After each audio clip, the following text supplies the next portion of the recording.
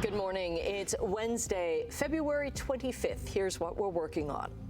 Our country is winning again. In fact, we're winning so much that we really don't know what to do about it. U.S. President Donald Trump hails his first year back in the White House in the longest ever State of the Union address. Hamilton's budget has been adopted after Mayor Andrea Horwath said she would not use her strong mayor veto powers. And the Toronto Raptors fall short as the OKC Thunder win without SGA.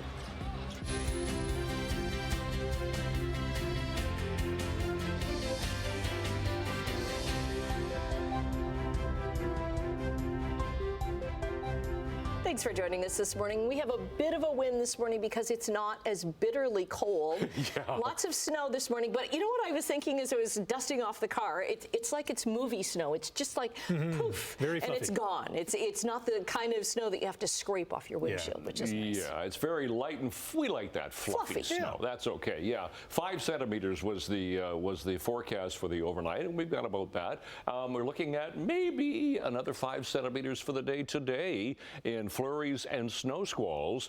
There could even be a little bit of freezing drizzle this morning as that temperature climbs through the freezing mark. And we are going to climb today. I mean, yesterday morning at this time we were minus 12 with a wind chill of minus 19. We're sitting at minus 1 right now. Bit of a wind chill, about minus 7. So that's a lot better. But of course, we do have that snow to contend with. Maybe another 5 centimeters today and another couple of centimeters overnight tonight. So the snow's not quite over yet. But we've got a melting trend on the way as we get into Friday and Saturday. We're looking at plus side temperatures, and we'll have some sun. So we'll talk about that in detail coming up. Looking at traffic, nothing here. That's the 403 in Waterdown Road. Looks good so far this morning. Let's go to our MTO traffic camera as we try to get through Oakville this morning.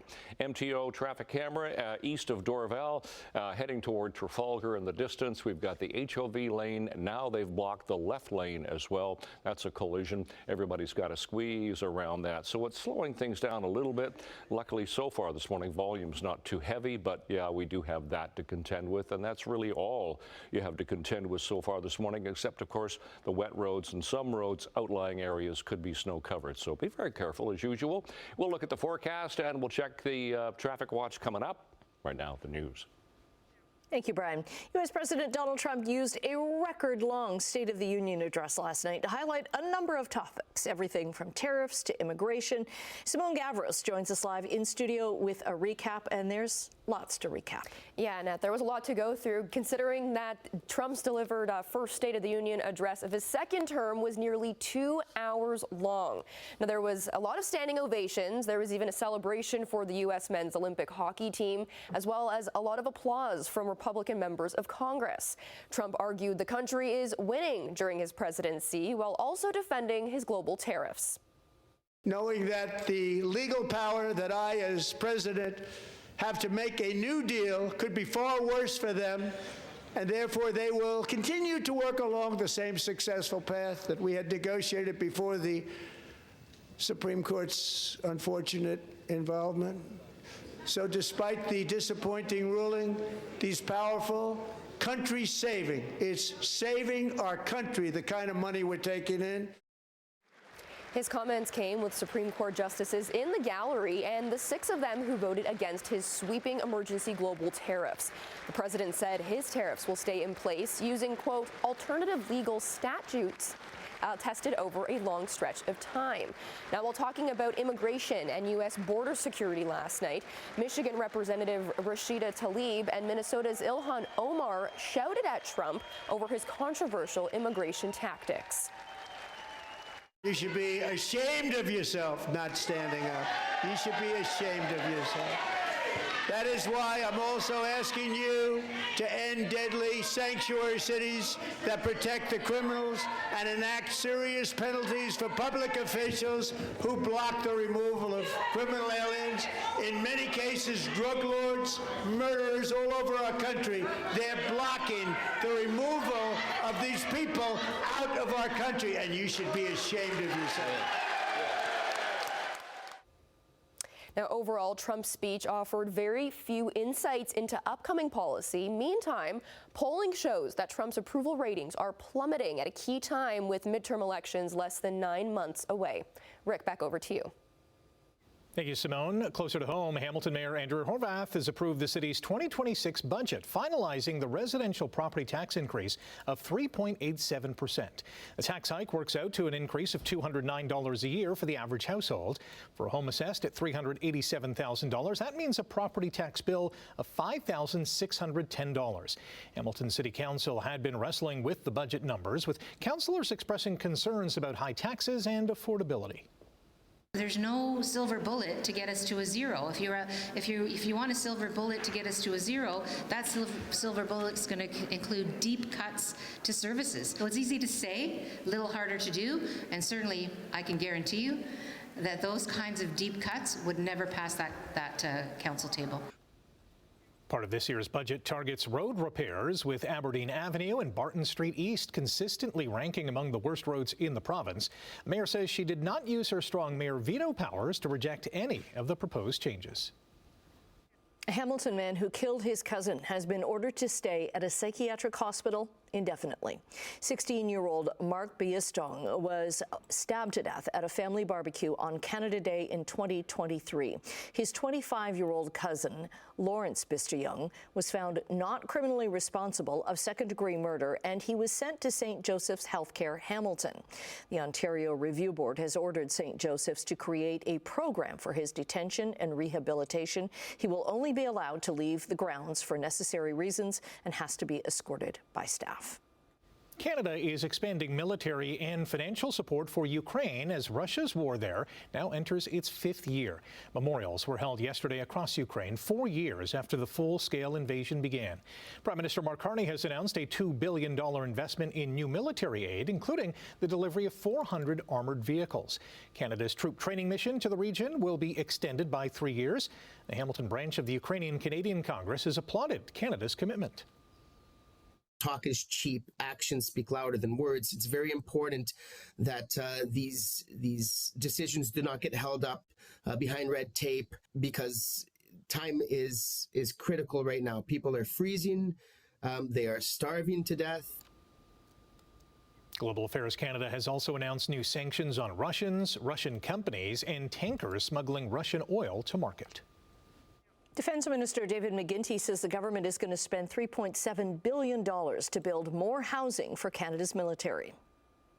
Together, phases 1 and 2 will add up to 7,500 new residential housing units, mainly 1- and 2-bedroom apartment buildings in 25 locations across the country.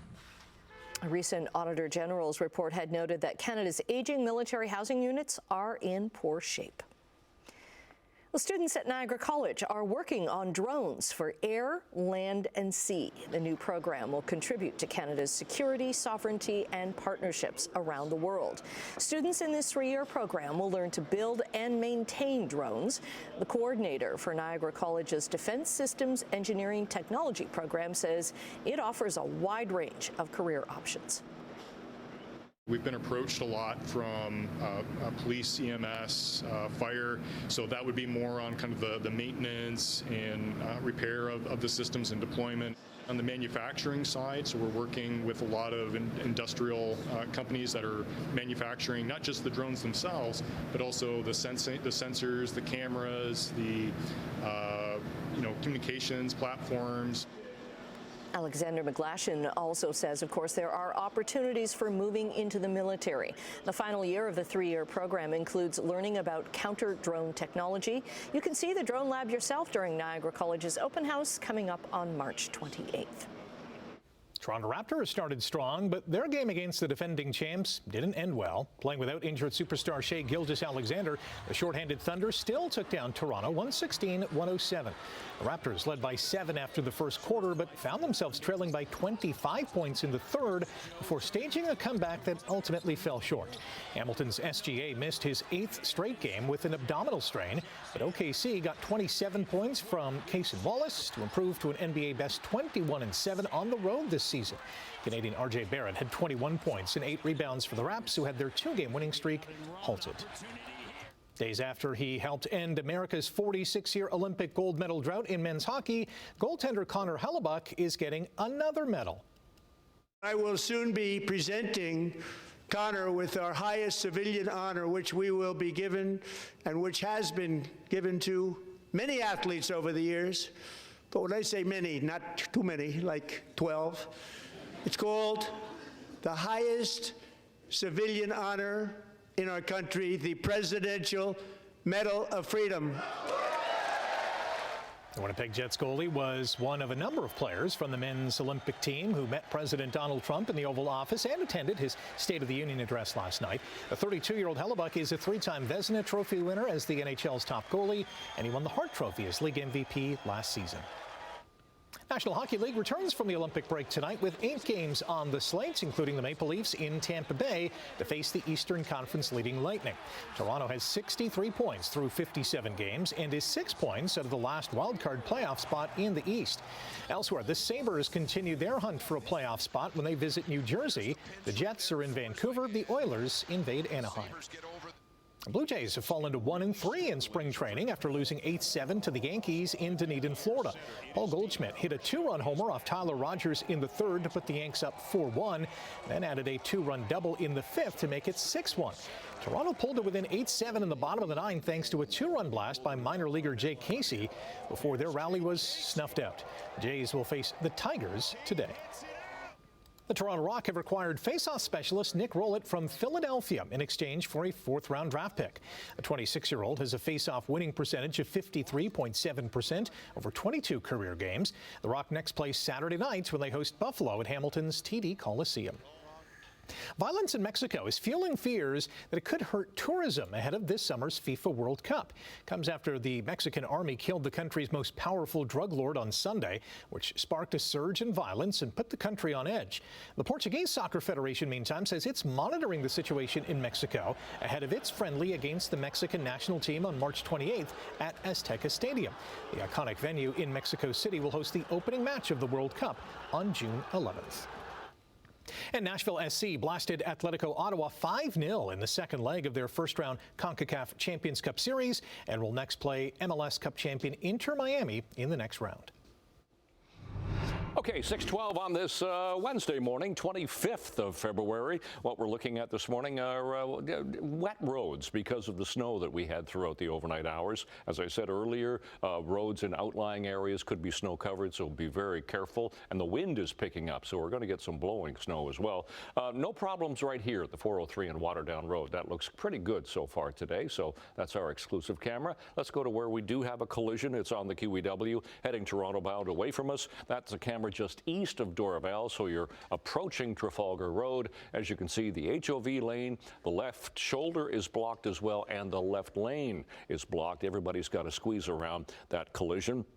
Blocking crews are there, tows are there as well. Hopefully that'll be gone soon. Back into St. Catharines, QEW, well, between St. Catharines and Niagara Falls at Mountain, you can see the shine on the highway because of the wet conditions. Middleton Road, Stony Creek, 403 Junction, Erin Mills. Well, we'll flip ahead to just a few cameras, 403 west of Mavis. No problems, except for that problem at Dorval. Okay, temperature that we have at the moment. Well, we're a lot better than we were yesterday morning when we were minus 12. We're sitting at minus 1 right now. The wind is picking up. It's southwest 23 to 37, making it feel like minus 7. The sky is mostly cloudy so far. And for school today, it is going to be fairly cloudy. We will get some more flurries, maybe even some blowing snow as the wind picks up, but we're going to hit the plus side for the day today. We should hit +1. That's a look at the blast of snow that we had throughout the past 6 hours. You can see the darker blues, the heavier snow flurry activity that we've had, but the bulk of it is pushed away. But we still could get some flurries, some snow squalls, maybe another 5 centimeters. We'll see. And then maybe a couple of centimeters overnight tonight. But we are looking at milder temperatures on our doorstep as we get toward the end of the week. But today, 2 to 5 centimeters depending on where you are, but temperatures on the mild side, +1 to +2 today. So yeah, above seasonal. So tonight temperatures fall back. It will be cold, minus 12, well, minus 9 for Burlington to minus 14 depending on where you are. Wind chill values around minus 18, maybe another couple of centimeters. It's possible. And then tomorrow we're going to get some sunshine. Temperatures temperatures -1 to -2 for the day tomorrow. And that sun is going to lead us into Friday when it looks pretty good and the temperatures really go up. So today, out the door, 25th of Feb, we are mostly cloudy. It's fairly windy now, temperature -1. Long range coming up. Annette, Rick. Okay, coming up after the break, we're going to say good morning to Emily with a preview of what she has for us in Chit Chat. And changes at the Louvre after some recent problems. We'll have more on that after the break. 6:17 right now. We say good morning to Emily with a preview of Chit Chat. Hi, good morning. Well, coming up, Taylor Swift. We haven't talked about her for a hot minute. Yeah, what's going on? Both of you are like, whoa! I forgot all about her. Well, she is sharing some behind-the-scenes footage of her latest video. All right. And we now know what this year's Met Gala dress code will be. Later on this morning, we'll take a look at Netflix's Pride and Prejudice series. Okay. Very exciting. All right, looking at the markets right now, the Canadian dollar is up just a little bit. It's trading at 73.03 cents U.S. Gold is up another $29, past $5,200 now, and oil is up 33 cents to $65.95 a barrel. Midday trading in Europe, there are modest gains for London, Frankfurt, and Paris today. On the Asian markets, up across the board, with Tokyo gaining more than 1,200 points. North American markets posted solid gains yesterday, with the TSX up nearly 200 points. The Dow Jones rose 370. The Nasdaq jumped 236. Well, the director of the Louvre in Paris has resigned. Laurent Descartes stepped down 4 months after the theft of some of France's crown jewels. Only one piece has been recovered. French President Emmanuel Macron has accepted her resignation and called it an act of responsibility as the world-famous museum continues security upgrades. A government inquiry into security failures at the Louvre is underway, and its findings are due in May. A preliminary report released last week spoke of systemic failures which enabled the heist last October. Canada has approved the latest American Gulfstream business jets after President Donald Trump's tariff threat last month. Trump said he would decertify and place tariffs on all Canadian-built planes unless the government approved Gulfstream business jets. A Transport Canada database shows it's greenlit 3 models of the private planes, despite de-icing concerns flagged by the U.S. Federal Aviation Administration. FedEx is suing the United States government over the tariffs that President Donald Trump imposed last year. Last week, the U.S. Supreme Court ruled the tariffs were unconstitutional, so FedEx wants the government to refund the money it was forced to pay. Previously, Trump administration lawyers had said the government would comply with an order to provide funding if the tariffs were found to be unlawful. Last week, Trump indicated that the refunds would face a legal battle. Right now, it's unclear how much FedEx is going for. Analysts say the tariffs have generated about $175 billion for the U.S. government. A major competitor to NVIDIA is getting a bigger piece of the AI pie. Meta has announced a deal with Advanced Micro Devices, AMD, worth billions of dollars. It allows Meta to buy semiconductor chips to develop AI and power data centers. Meta can also take a financial stake of up to 10% of AMD. NVIDIA sells about 90% of the chips that power artificial intelligence, which help make it the most valuable company in the world. NVIDIA's processors typically outperform their competitors, but they are also more expensive. OpenAI made a similar deal with AMD last year. Both companies will also continue to buy chips from NVIDIA. Okay, taking a break right now. Brian is going to be back with traffic and your 7-day forecast. Good morning, 23 minutes after 6 o'clock on this 25th of February, looking at a collision on the QEW. Heading Toronto bound, this is going through Oakville, trying to get toward Trafalgar Road in the distance. This is just east of Dorval. So the left shoulder, the HOV lane, and the left lane all are blocked through here. We've got emergency crews there. Hopefully they'll get that cleared. Everybody's got to squeeze over to the right lanes to get by this. Back into St. Catharines at Welland Avenue, no problems there. Base of the Skyway Bridge, Toronto bound heading away from us. That's fine, so no problems. Ooh, east of Bronte, it really slows down as you're trying to get out of Burlington into Oakville, heading at Bronte, and that's because of the problem there east of Dorval. So that's quite the slowdown developing at the moment, but nothing as you go through Mississauga at Cooksville Creek. Temperatures this morning, we are a lot milder than yesterday morning. We're sitting at -1 right now, wind chill about -7. Same for Mississauga, 0 Grimsby, plus side for Toronto. For seasonal temperatures, well, 0 for the daytime high, -8 for the overnight low. So we're above seasonal to start a day. Sometimes, yeah, get another couple of minutes of daylight for the day today and our records for today as well. So today we will see some flurry activity, possibly some blowing snow, and we could even get a little touch of some freezing rain, freezing drizzle this morning as the temperature climbs to the freezing mark for the first bell for school, +1 for after school, and there's that bit of flurry activity and some blowing snow squalls as well. So we've talked about, well, today we're going to hit +1 with maybe another 5 centimeters of snow. Tonight it's going to get colder, -12, wind chill about -18. We could get another couple of centimeters.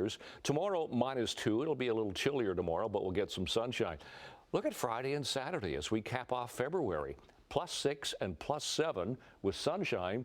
February, you know, you usually want to be gone, but February, hang around and do that again because by March, look what happens on Sunday, -7 and then -5 Sunday into Monday. That's your forecast. Annette and Rick. Okay, this will warm me up, though. The results are in one of Hamilton's tastiest traditions, Soup Fest. It's hosted by Living Rock Youth Resources at the Hamilton Convention Center. Yeah, 16 vendors competed for various titles, including the top prize. Stuffed handcrafted pierogies was awarded Best Soup by the Soup Fest tasting panel for their bacon mushroom.